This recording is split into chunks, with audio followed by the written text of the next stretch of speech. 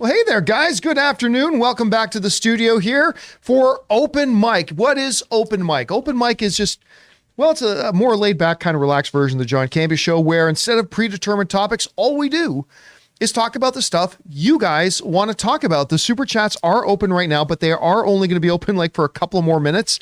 So if you've got a question, something you want to throw it in, now's the time to do it. I'm, of course, joined by Robert Meyer-Burnett. Robert, how you doing? John, doing well. I thought we had a great show this morning discussing the Oscar nominations. Yeah, it's always fun when Christian's in. Always good. We get to talk about the Oscars. That was a lot of fun, and that's obviously a big topic of conversation today.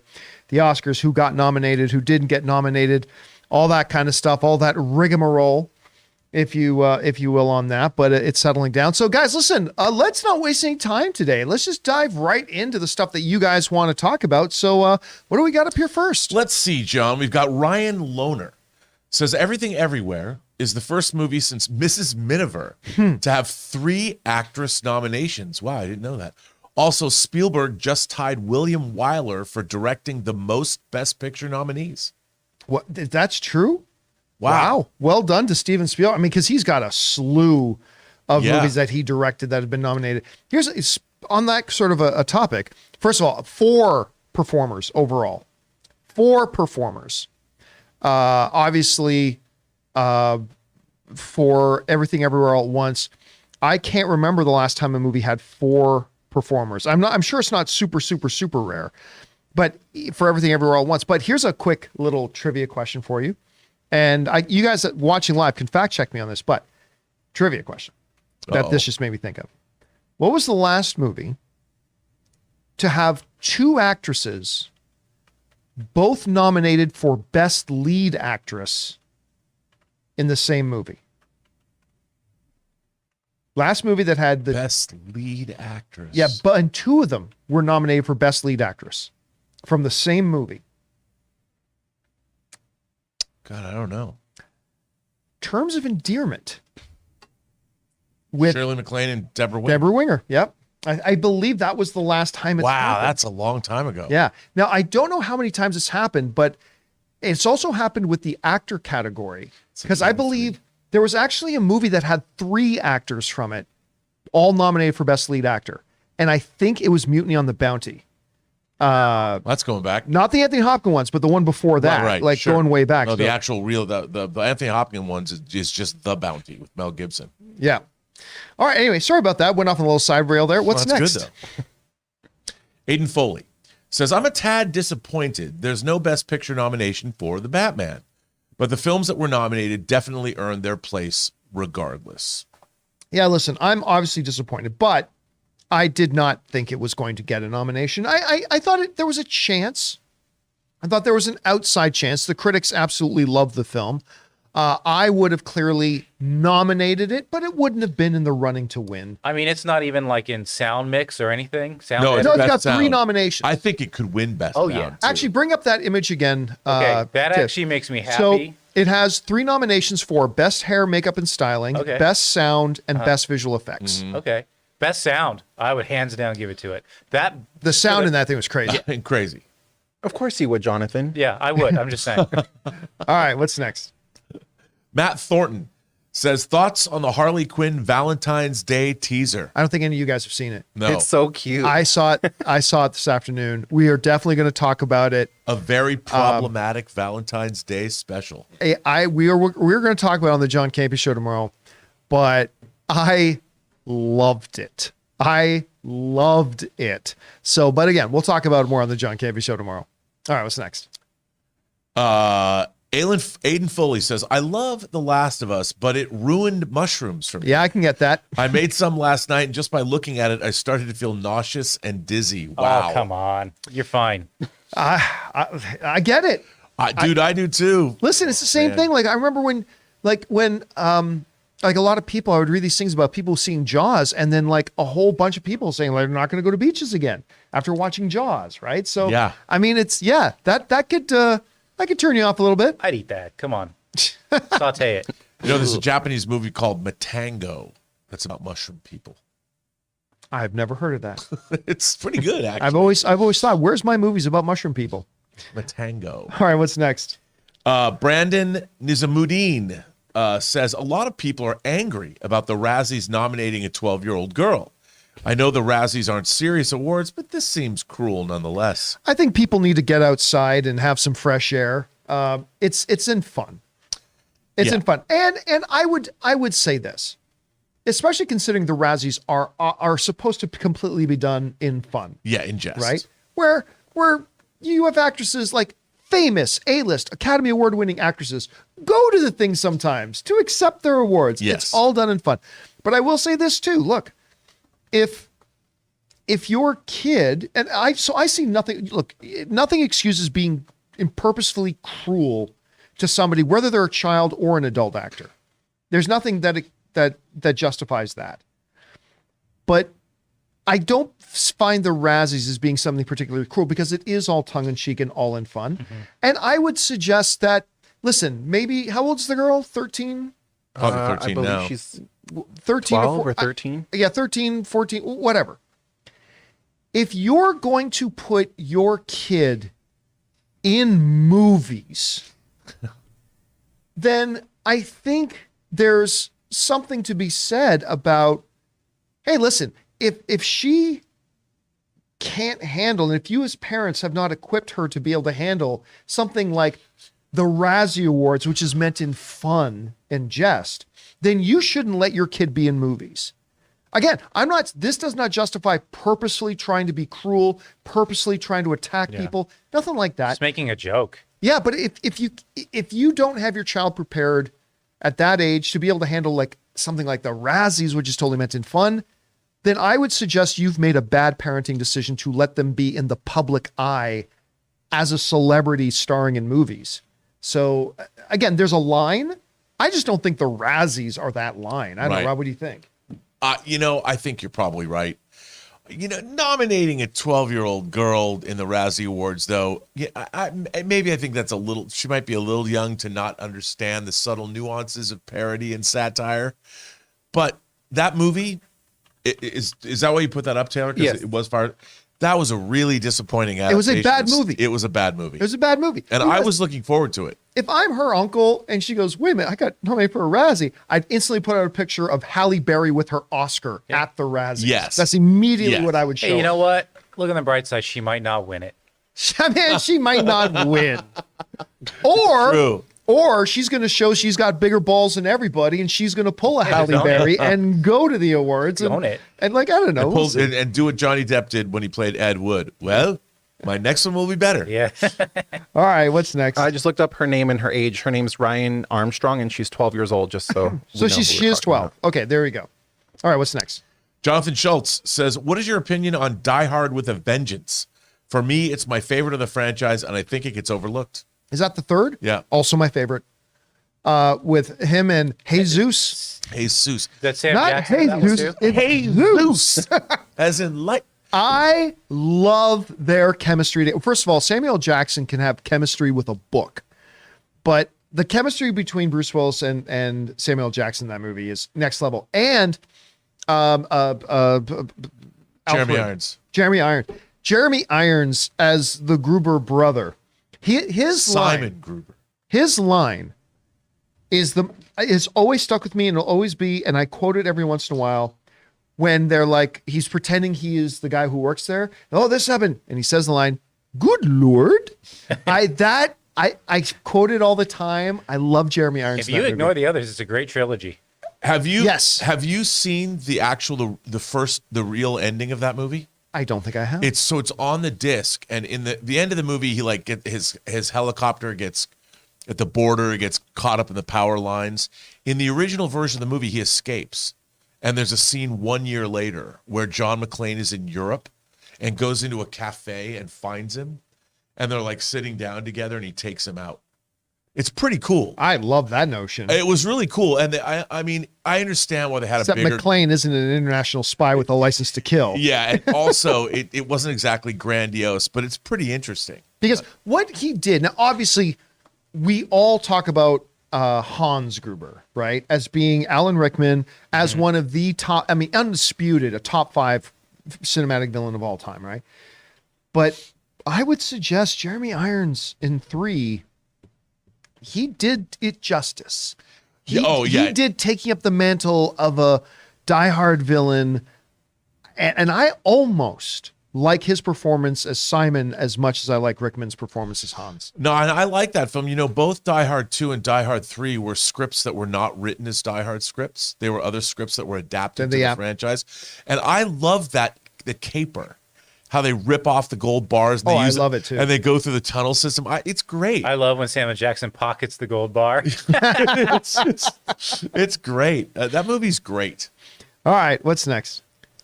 Jared Vester says, favorite candy. Oh, I know my answer. If you're going to take chocolate bars out of the equation and just say candy, because some people consider chocolate bars candy, but we're going to say chocolate bars is its own thing. Oh, so like not like, okay. I think I would probably say my favorite candy, probably Reese's Pieces. This is not my favorite candy in the whole world. You can only get it one place. I knew you were going to do the Seattle thing. Cinnamon saltwater taffy from Cannon Beach, Oregon. Now, you can't give me cinnamon saltwater taffy from any other place. It has to be from Bruce's Candy Kitchen. And by the way, my friend Handed to you by a redhead. Well, it looks it's Handed to you by a redhead. Yeah, my friend Roberto Suarez was down. He was at Cannon Beach and sent me a big bag of it recently. It's my favorite candy. But you know what? In terms of mainstream candies, I love hot tamales. But I also love peanut M&Ms. No, yeah, that might be Anne's is peanut M&Ms. Peanut M&Ms. I actually like sweet as fish. You can't have too many. Yeah, you can't eat. Yeah. But I like those. Yeah. They're good. All right, what's next? Exotic Runts says, anyone see The Outfit or Emily the Criminal last year? Great movies that weren't talked about much. I never did see The Outfit. I watched Emily, which is really good. Yeah. You got to see The Outfit. It's really, really good. No, that's not the one with... It's with Mark Rylance. It is the one with Mark Rylance. Yeah, that's the one location movie, right? Yes. I'm a sucker for one location movie, and I've never gotten around to watching that. You'll really like it. Yeah, everybody keeps telling me that. I got to check it out. It's good. All right, what's next? Wait, John, what did you think of Emily the Criminal? I didn't know you saw it. Yeah, I liked it. I mean, I wasn't hooping and hollering about it like a lot of people were. Like, I didn't think it was necessarily that good, but I thought it was quite good. And I haven't seen it. That's with Aubrey Plaza. Aubrey Plaza. It's right up my alley. She like rips off credit cards or something. Yeah, credit card numbers or something. Yeah, credit card scammer. There was one scene in the movie where I was like gripping on my seat. It involves a dog. That's all I'll say. I was gripping on my seat so hard. I can't wait to see that because I don't know why I'm on an Aubrey Plaza kick now because of White Lotus. Yeah. Did you ever see, what is it, Dirty Grandpa? What's that? Was it Dirty Grandpa with Robert De Niro? I've never seen that. It's pretty funny, actually. That's a good one. I love her. She's a kook. I love watching her on talk shows. She's hilarious. All right, what's next? Bruce Lum says, your show has introduced me to movies, TV series, and games that I've not heard of.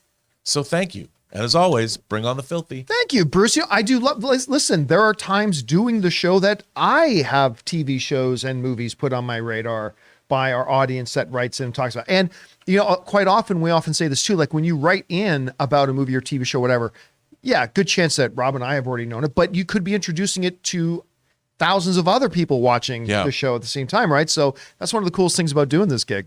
Yeah, all right, totally. What's next? Motassim says, thoughts on Razzie's... Oh, is this a different one? This is a different one. Thoughts on Razzie's nominating a 12-year-old girl's worst actress? Kind of distasteful and mean-spirited, especially in our time with bullied kids. Again, I think this is people making something out of literally nothing. Yeah. It's the Razzies. You think anybody at the Razzies actually thinks Tom Hanks is one of the worst actors of the year? Nobody at the Razzies thinks that. It's not serious. It's in fun. It's part of the celebration of Hollywood to do it every year. And again, I would suggest if you're going to take your child and thrust them onto the public stage, you better make sure your kid is going to be able to handle something as simple and as innocent as the Razzie Awards. And honestly, I only think people are making a deal out because they want to make a deal out, because I really don't think it is. Well, the problem is we have this hate culture now. All over YouTube, hate this, hate that, woke this, woke this. Well, no, it's also the opposite. Like we also have outrage culture, right? Outrage culture. It's like so we're all conditioned now to be like, oh, Mama, I don't know if this everything needs to have a massive reaction. Is this good or bad? I just don't know. Yeah, you know? it's innocuous. You know, I was kind of. I remember when I was in the 7th grade, I got bullied, and we fought back.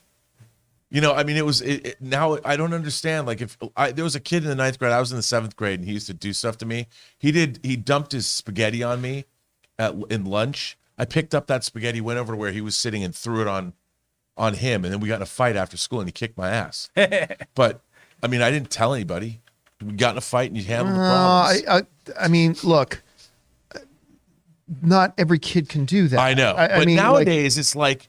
The problem is now it's cyber, so there's no, and it's relentless. Yeah, see, we I didn't have that. always thought if, like, and look, kids will also be kids. You got to teach them right. You got to train them right. And I'm speaking completely on my ass because I'm not a father. But I always remember thinking, if my kid ever got bullied by another kid, I'm not going to be looking to go and smack that kid. I'm going to be looking to go smack that kid's father. Right. Yes. Yeah, for not knowing how to parent absolutely their kid. 100%. I mean, so yeah, but I don't even know what cyberbullying would be like. Well, it's relentless. That's the problem. Yeah. All right, what's next?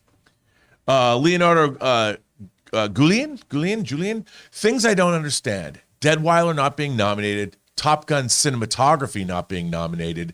And who wouldn't want to marry Gemma Chan in Crazy Rich Asians or anywhere? Even Don't Worry, Darling. Right there with you there. Yeah, again, Leonardo.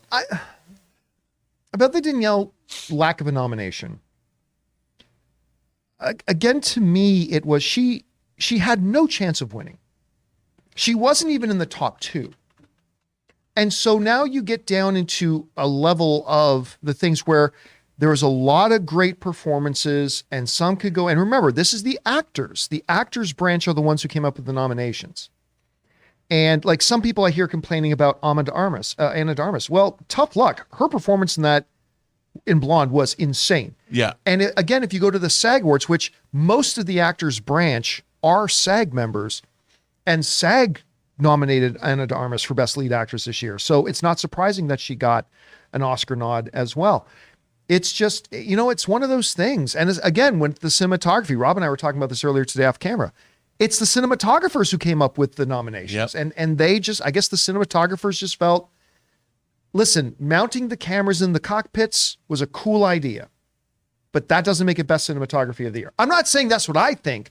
I'm saying, hey, I trust the cinematographers to make decisions about cinematography. And a lot of the branches also, people send out screeners. A lot of people just don't see unless the Oscar movies get pushed. Like Till was, I think, a little seen film. I just think a lot of people didn't see it. It didn't have as big of an Oscar push as other movies. And I think a lot of people just weren't as aware of it as other films. I don't know. I think film professionals are very aware of the films. I would hope so, but I don't know. I mean, look, I think if you and I are aware of the films, professional Hollywood cinematographers are aware of the films. I was thinking about, but just or actors are aware of what's going on. I think a lot of people didn't even know what it was about.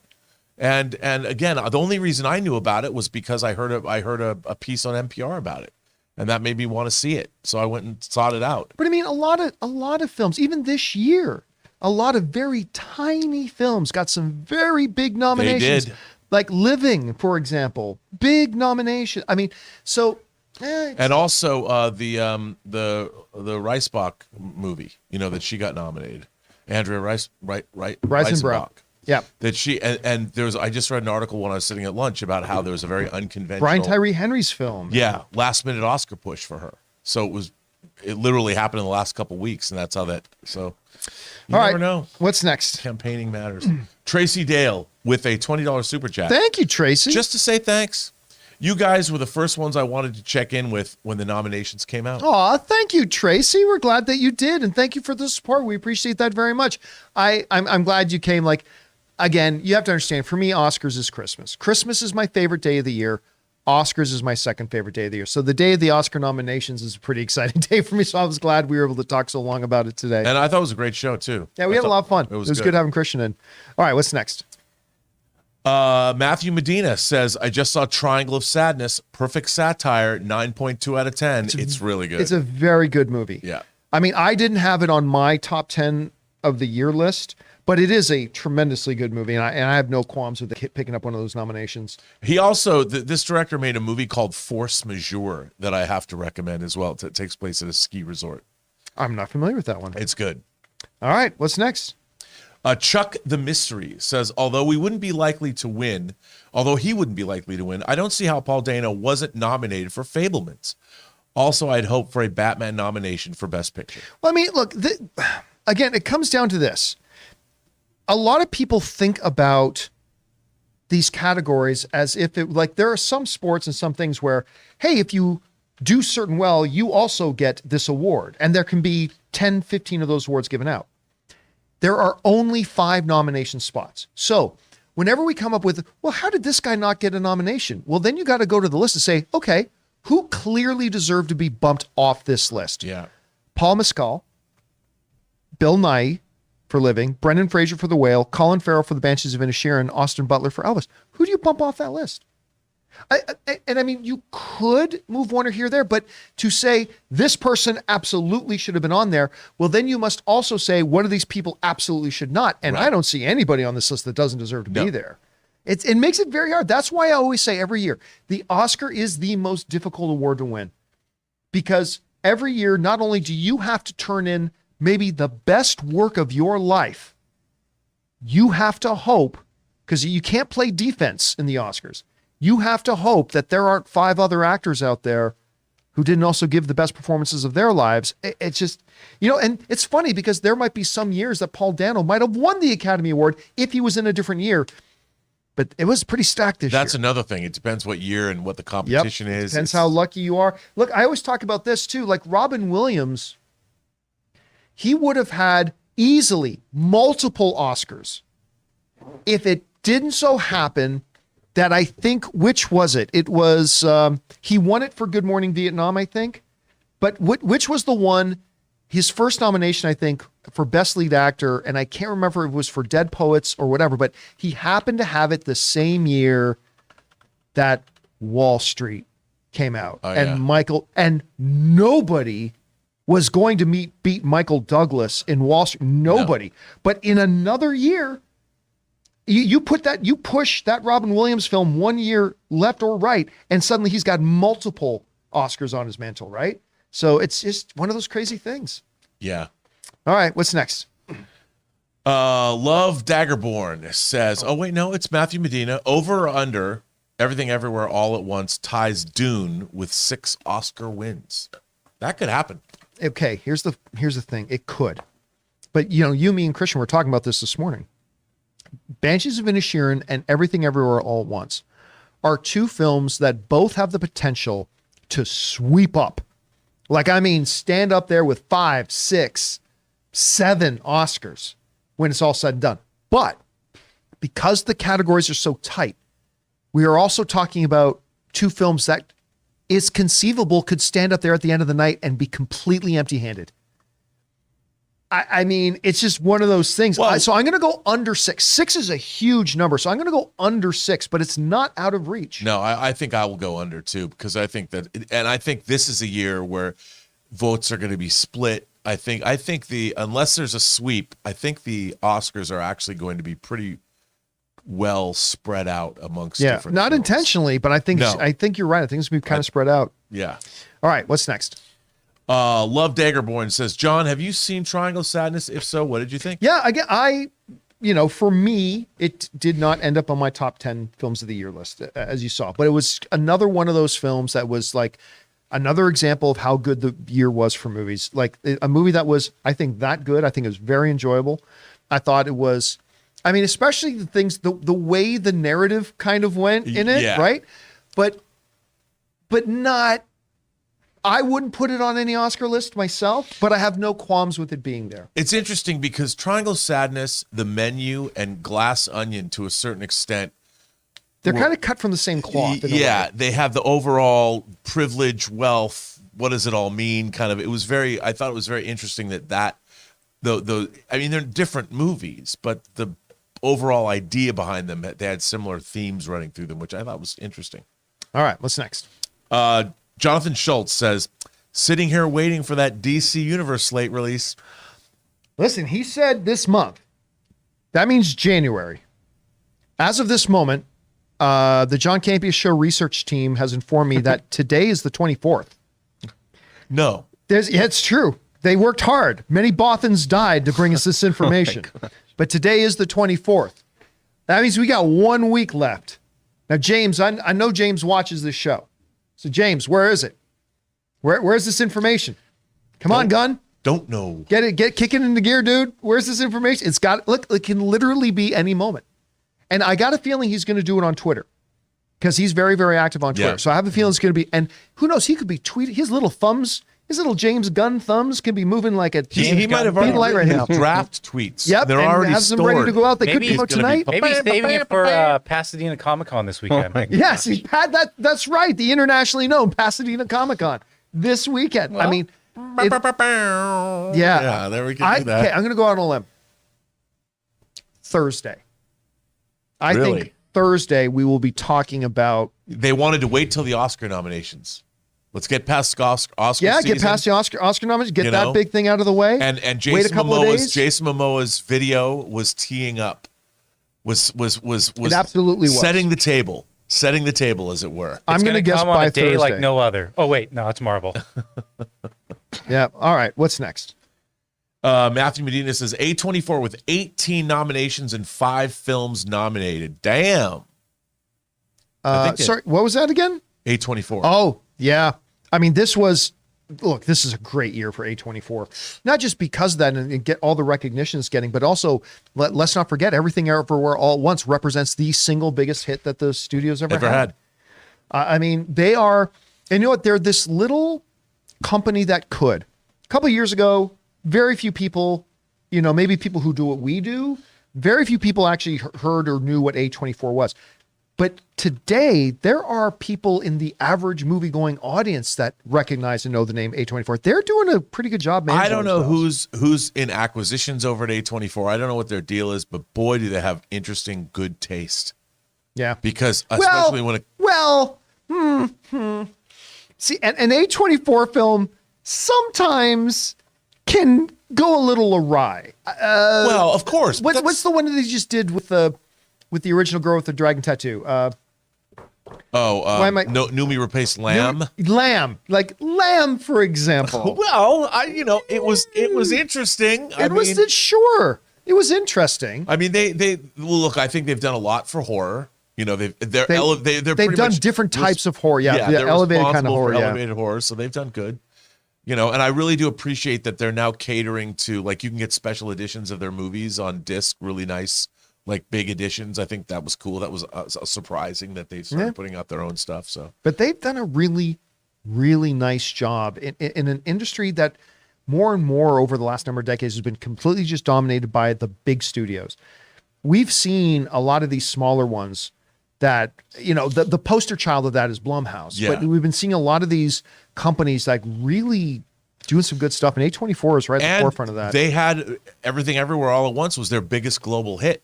With over $100 million. Yep. So, I mean, if they're able to keep their budgets down and continue delivering the quality, that's win the some way to big run. Oscars this year. Yeah.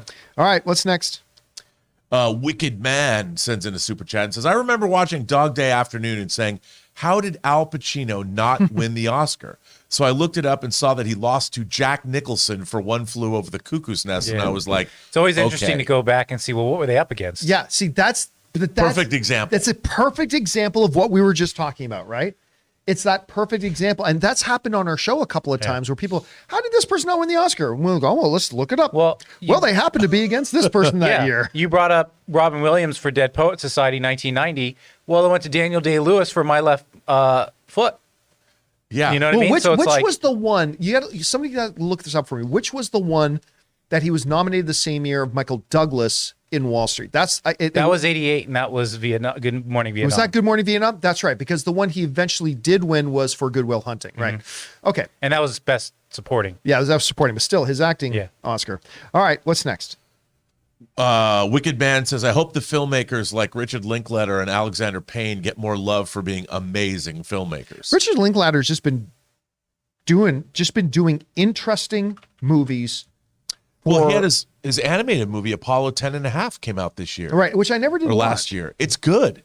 And it's because, if you were at all like the space program and stuff, it was really good. I mean, it shows what was it like to grow up in Houston during the time when we were launching rockets to the moon.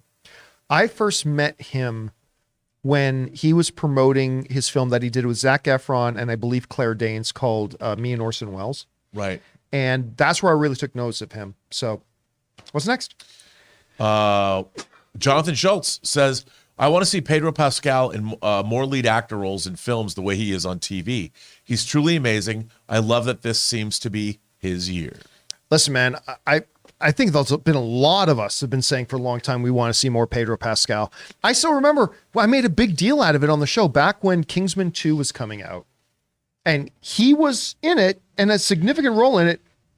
And out of the 4 or 5 people they put on the poster, he wasn't one of them. And I'm like, what's going on? Come on, this guy's incredibly talented and he's going to be... Anyway, it's really cool to see. And right now he kind of owns TV because we got Last of Us, which is the best show on TV right now. And then hopefully come March, hopefully Mandalorian season 3 will be good enough that we can say it's the best show on TV right now. And Bella Ramsey was on Jimmy Kimmel the other night talking, and she was... I can see that. It was pretty... She's adorable. I mean, it's funny and quick-witted, but you know, she's both her and Pedro got killed on Game of Thrones, and they talk about it, and what went on, and she talked about how she rapped she had to go back 5 different times to shoot her death scene to get it right. It was pretty funny. I don't know why I thought about that, but hey. All right, guys. Well, listen, if you want to be like Pedro Pascal, maybe you want to be into acting, maybe writing, directing, or something else entirely, can teach you how to do that stuff. Our friends over at MasterClass are here for you. Go ahead and check them out. And that is our sponsor of the show, right? It's MasterClass? Oh, yeah. Good. Thought maybe I had the wrong one.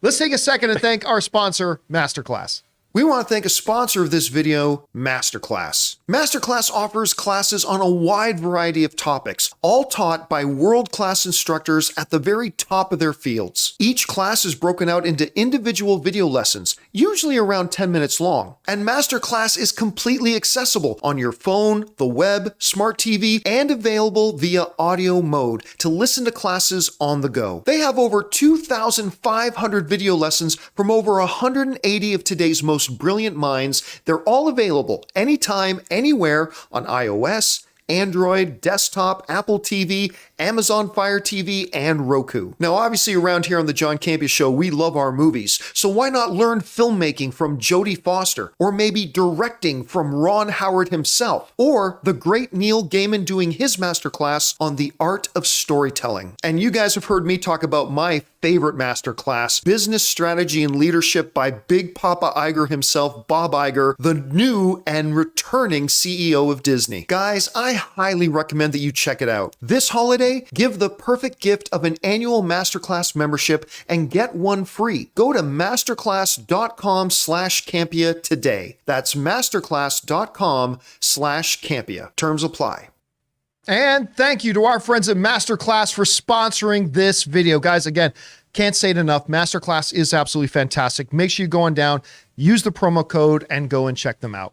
All right. With that down, let's keep rolling here. What do we got up next? Our next one comes to us from, we had some, Raymond Reddington says, what did you think of A Man Called Otto, Taylor? Oh, man, I feel so bad. I haven't seen it yet. Over the weekend, I know. Over the weekend, I went to go see Missing, and I went to go see Skinamarink, and I had a lot of fun with both of those, but I haven't gotten around to check out A Man Called Otto yet, but I'm very interested in it. All right. What's next? Levi Sangoski says, Rob, have you read the comic series The Armor Wars written by Coheed and Cambria frontman Claudio Sanchez? If so, what do you think? I have not. Armory Wars? Armory Wars? Armory Wars. I've not heard of it. I don't. It's not obviously Armor Wars. It's not Marvel. It sounds like it's something else. I have not read it. All right. Armory Wars. What's next? Raymond Reddington says, when are you watching A Man Called Otto, John? Not anytime soon. Not even with Anne, her favorite actor? No, at this point now, we're just going to wait for it to come out in home video. Oh, right. Okay. At this point, because I regret that I didn't go see it because I didn't want to see it because I heard bad things about it. The trailer made it feel like a TV movie. It did kind of feel like that, but now everybody I'm hearing from now is saying it's quite good. And it's made some decent money. But it's too late for me to do a review of it or anything like that, so we're probably going to wait for it to hit home video and then we'll watch it. All right, what's next? Mr. Subtlemouth says, with there being a 5-year time jump between Last of Us Part 1 and 2, do you think the show could spend a season or two filling in that time with a new story or just jump straight into the Part 2 story? They may need more than a year between seasons anyway. Yeah, Yeah. I mean, like it could be a while. The other interesting thing is there was a show that did something like that once. Now, one of maybe my second or third favorite television show of all time is our own Aaron Cummings' show Spartacus, and they had done something similar out of necessity because their lead guy who played Spartacus, played Aaron's husband Spartacus. He got diagnosed with cancer. And so they decided, okay, instead of recasting, they decided to make the next season a bit of a prequel season with all the same characters, but it's just before Spartacus showed up, right? I think Gannicus was the main character of that season. And then the idea was they were going to bring him back, Spartacus back for technically Spartacus season 2, because season 2 was end up calling Spartacus Gods of the Arena. So technically when he would come back, the third season would be Spartacus season 3, and then they were going to merge them in. Unfortunately, he passed away. And then, so that at that point, they then did recast the role of Spartacus and they merged him in. But they did something like that. They ended up having a fill-in season that they weren't expecting. Could Last of Us do that? They could, but I think that's a really, really risky move. I think you're on a roll doing what you're doing. Keep it going. Hey, listen. Yeah, in the game, it was a 5-year gap. In the game, it was a 10-year gap between the beginning of the outbreak to the, because it, right, it was, And it's 20 years, but the difference is the game was 2003 and it was 2023 or 20, no, sorry.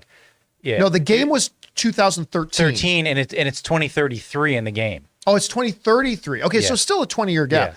Yeah. But they do it differently. So they might say the gap between season 1 and season 2 may not necessarily be that long. Yeah, exactly.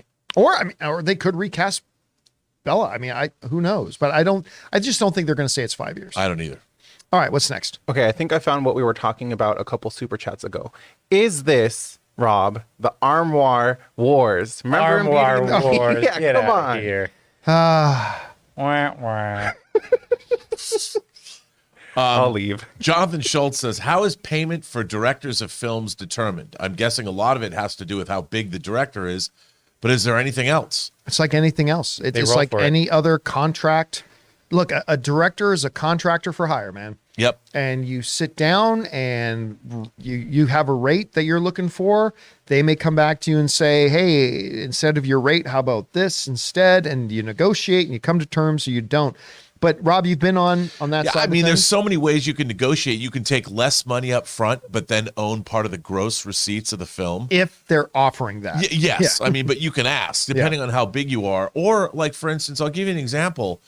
A lot of people think that when you make movies that you make a ton of money. I produced a $4 million horror film. It probably wouldn't surprise people to understand that even my producing fee or the directing fee was less than $100,000 on that particular project, because you spend more money, you don't have money to make a movie. And at a $4 million budget, if somebody's going to take $250,000 as a directing fee, which is ridiculous, they would never do that. But if they did, you have less money to make the movie. And so it's always a trade-off. It depends. And nowadays, that's like not even necessarily low budget. That could be even micro budget at $4 million. Oh yeah, absolutely micro budget. I mean, to me, a micro budget movie is $2 million or under. But still, But with inflation and everything, I'm just saying it's getting there. yeah, absolutely. Then to complicate it a little bit, or to make it a little bit simpler, there are certain guidelines as well as determined by the DGA, like the Yes. Directors Guild of America. They have certain standards that minimums have to be met Yes. depending on the budget of the movie. So there's a million different factors. million different factors. All right, what's next? Casinema Reviews says Nerdist just posted a fake trailer for a Benoit Blanc Muppets crossover movie called Rainbow Connection. It's freaking hilarious. Look it up. I don't know if you noticed this, but online there has been a push from several celebrities saying we want a Benoit Blanc Muppets crossover. That's brilliant. I mean, That is brilliant. It's so weird seeing them with full bodies, though. Yeah. That's funny. That's really funny. I want to see it. I love how they have Sam the Eagle in Christopher Plummer's chair. You know what's really interesting though, with all the like Muppet Christmas Carol, Muppet Take Manhattan, I could see a world in which we got this movie. I don't think that it's out of the realm of possibility that Rian Johnson would do something like this. Yeah, I mean, he wouldn't have them human size, but yeah, I don't know how he would do it. There was the Great Muppet Caper. Right, there was the Great Muppet Caper. But I mean, Rian Johnson did comment on this because everybody was talking about it. And he said, "Here's the thing: I don't think we could actually do it because you'd either have to compromise Benoit Blanc." Right. Or you have to compromise the Muppets, and I don't think we should do either. So he's not going to do it. That's a better image. Yeah, I would watch this. I would so watch this. Are you kidding me? There's so many images. I would maybe so as the watch opening this. of the Academy Awards. Oh, my God, let's do it. Come on. That's a good idea. There you go. All right, what's next? John Redcorn says, "Who do you both prefer, Biggie Smalls or Tupac?" I'm a Biggie guy. Hypnotize, Yeah. Juicy. Tupac was more of like the poet, and Yeah. Biggie was like, he had the jams, Yeah. Yeah. Not that Tupac didn't, but Notorious. Yeah, again, I'm just a little bit more of a Biggie guy. Speaking of which, I was every once in a while, like when I'm doing time filler, I pop some stuff on YouTube. I like to put on, I don't know why, compilation videos of Pawn Stars. And it was a few weeks ago, came across this one where a guy, they literally had the car that Biggie was shot in. God. And they had the actual car and they were selling the actual car. it's like the what was oh my God, Bonnie and Clyde car that you can see. I didn't know about That's that. at State Line. So if you go to State Line on your way to Vegas, they have the Bonnie and Clyde car, the actual Bonnie and Clyde car. Wow. Yeah. All right, what's next? Marie Seafring says, last November. Oh, Marie sent in like a $50 Wow, super she chat. did. Thank you, Marie, so much. That's very nice of her.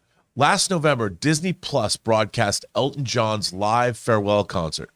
March 17th of this year, they will broadcast Bono and the Edge in a Disney special with David Letterman. Do you think some of the programming directed at adults on Disney Plus is improving?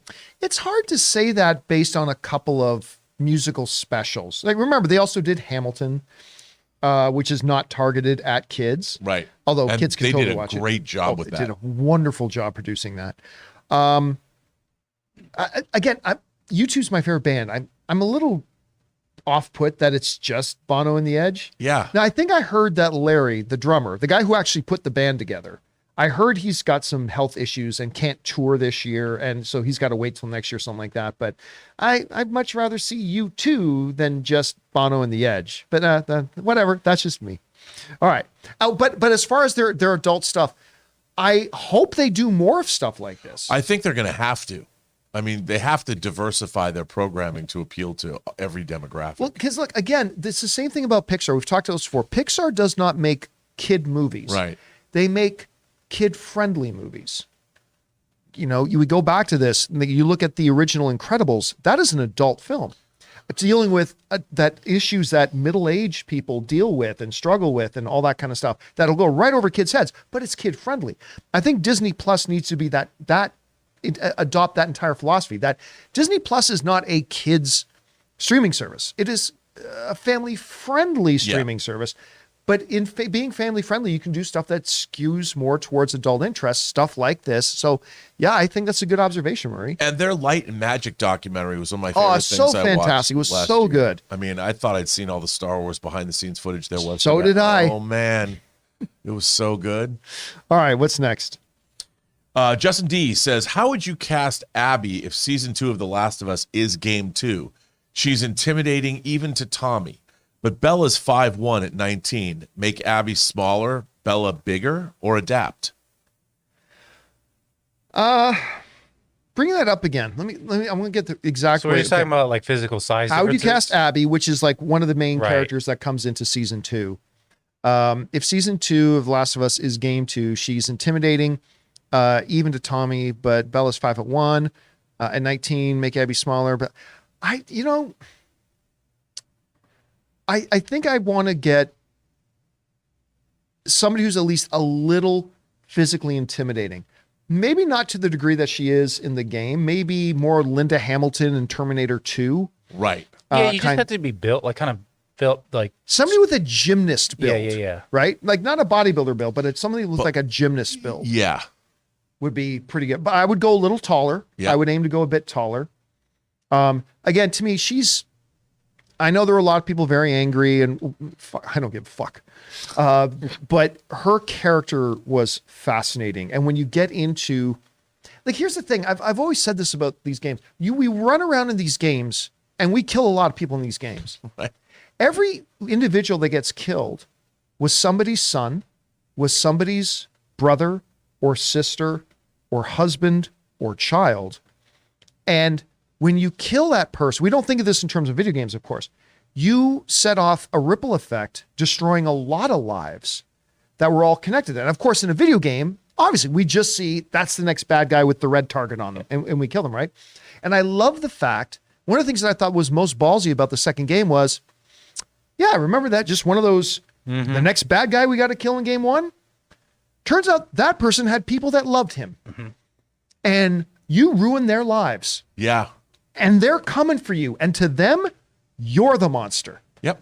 And you're the bad guy. And you're the heartless beast that's wrong with this world. Well, and I mean, and I love the fact that they did that. I do too. And I haven't played through the second game. I only played the first game. However, when this controversy dropped, I read up and read what the whole plot of game 2 was. And I was like, I found it to be quite surprising. But to me, I'm like, this is what goes on in dystopian zombie. Haven't you watched Walking Dead? You know, I mean, this is what happens in these sort of milieus. No one's safe. You know what it reminds me of?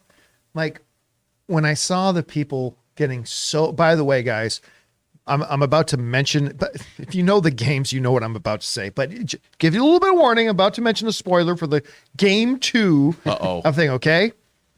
So when Joel dies, What? Joel dies, in that one, and I saw the reaction from some people online. How dare you? You know what they all remind me of? Just a bunch of Kathy fucking Bateses from Misery. That's all it is. Yeah. It's just like a bunch of Kathy fucking Bateses from Misery. Guy, you can't kill Misery. And that's all I saw in my head when I saw people cry. It's like, this is a fictitious character, right? And they're telling a story, and a character dies in a story. But yeah. But you know what? The thing about it too, it's not just about Ellie and Abby, because it's also about the young boy that Abby befriends. Oh yeah. It touches on a lot of things. What it does is it really like makes you look at like, are your hatreds are they just prejudgment? Are you just following the herd? Like, you know what I mean? Well, one of my favorite movies of all time, not just favorite zombie movies, is the original Dawn of the Dead. And it has 4 main characters. By the end of the movie, 2 of those main characters are dead. They've both been turned into zombies. And we like them. We like those characters. And it was the whole point of that movie was, in this world, people die. Well, and my favorite, along with Spartacus, my either second or third favorite show of all time is Sons of Anarchy. And my favorite character on Sons of Anarchy was Ope. And so when they killed Ope, like that broke my heart. So I have the spoiler alert again. When they killed Ope, like, yeah, to me, he was my favorite character, but I see what his death was to the story, right? And how that shaped the direction and everything going on with Jax, and how that affected things. Listen, if it's in service of the story, I always say this: characters are there to serve the story. And if a character's death is the best way to serve the story, to take it in a bold direction, a different direction, maybe my favorite character, but go ahead and hopefully it works. Yeah, don't even get me started on Breaking Bad. I think about a lot. Or Game of Thrones. Yeah. You know? All right, what's next? Tom Gillard sent filmmaking question. Filmmaking question. Been watching a lot of behind the scenes docs, and when 2 actors are in a scene talking, why do they shoot one actor's coverage side of the conversation at a time? Isn't it easier to use 2 cameras? That's a very good question. Sometimes they do. And sometimes they don't. I mean, sometimes it's just easier for them to know exactly what they have, exactly what they need. When you've got the 1 camera setup, you can meticulously plan, because also, like, you can use a 2 camera setup and then later realize, this actor didn't exactly do what we wanted. With the 1 camera setup, you can tailor exactly what you want to have happen there in an isolated shot. So I also have to point out, you have to add personnel for every camera. Oh yeah. You have assistant cameras, you got focus pullers. And Then you have the problem of cameras being in each other's shots. and you have to have more cameras Yeah. and more lenses. And I love if you're doing comedy, for instance, a lot of the time, because I've worked both ways, and it's great to have two cameras on either side, because if you're working with deft comedians, they might do something in the moment that you don't get, because That's they why have to in recreate comedies it. you'll get more 2 camera setups in comedies Absolutely. than you will for dramas. Absolutely. So, It's but also- it's a really good question. Yeah, and it's budgetary. And then you can let the crew break. You can like schedule your whole day. Yeah, it's I mean, if you have, look, and it's also sometimes very difficult because depending on where you're shooting, you sometimes have to move the whole set around, or you have to be somewhere different. You don't have enough room to shoot with two sides of a conversation. That's the thing. You get cameras and shots, but here's the big thing that I notice a lot with a lot of movies and TV shows. Okay, so I'm talking to you, and the camera is behind you, looking over your shoulder, so we see the profile of your face, and we see me in the shot. Right. So it's a dirty over. So I'm talking to you. So the camera's on me, but we see your profile. Then the angle reverses. And now it's the camera, now because you're talking to me now. So the camera goes, or sorry, I'm continuing to talk to you. The camera then cuts behind my shoulder to get your reaction. are you looking at like a 180 rule? Now or- let's give me my one shot here. Because how many times have we seen this in shows where the camera's behind me and Oh I'm yeah, talking, yeah. and you hear the words, I think we should really go to the store today. And yet the mouth is like watching an old Kung Fu movie. I think we should really go to the store today. Right. And that's what happened. If one of those shots gets wrong, if one person is doing the wrong thing, then all of a sudden you wasted both of the camera shots. It's just the one camera setup. And has that happens a advantages. lot because what you're doing is you're looking at the person that the cameras are on. Yeah. But the shoulder, the side, the dirty part of the shot is it doesn't a lot of the time match up. And as an editor, that It's drives an me editing crazy. trick. But I mean, And also sometimes you put different. You like takes that you put different dialogue. yeah. All right, what's next? John Redcord says movie 43 turns 10 years old this Wow. week. Thoughts Talk about a movie that I don't think about. that I had some actual pretty high hopes for. And it's one of only 4 or 5 movies in my life I walked out of. It was so horrendously bad. I mean, when Kentucky Fried Movie's your bar and you still would go under it. Oh, It's your bar. wow. I mean, like the one sketch in it that I chuckled a little bit is when Hugh Jackman's on the date and he's wearing the stylish scarf, but he takes his scarf off and you realize his neck has testicles. Like that. Okay, that was, and he's like, what's wrong? It's like he doesn't understand why people are looking at. That was a little bit funny, but oh my God, that movie was so bad. Painful. So bad. All right, what's next? Boy. ending with John. John Farag sends in a super chat. Oh, and is that it? That's it. But I did find something for you. It's a bunch boy. of fucking Kathy Bates. Yep. It's just. How dare you kill Joel? There they are. Wow. And if you didn't, and by the way, if you didn't get the Misery reference, oh my God, guys, what are you doing? Watch Misery. They took our Joel. Go watch Misery. Kathy Bates is a treasure. She's amazing. And by the way, you get to see her a little bit in The Office. I look forward to Yeah, that. that's going to be a lot of fun. All right, guys. I guess that'll do it for today's installment of Open Mic. Thank you so much for coming by and joining us here this afternoon. Thank you especially to all you guys who sent in those super chats, especially you, Marie. Thank you so much for that $50 super chat. All of you guys for sending those in. Number one, because you gave us great fun things to talk about. But number two, you supported our channel as you did it. And all of us involved with the show, thank you guys so much for your support. So for everybody in the room, guys, hey, make sure you come on back and join us tomorrow for the next installment of the John Campea Show. One of the things we're definitely going to be talking about is that Harley Quinn teaser that dropped. I loved it. Anyway, hope to see you guys then. My name's John Campea, and until next time, my friends, bye-bye.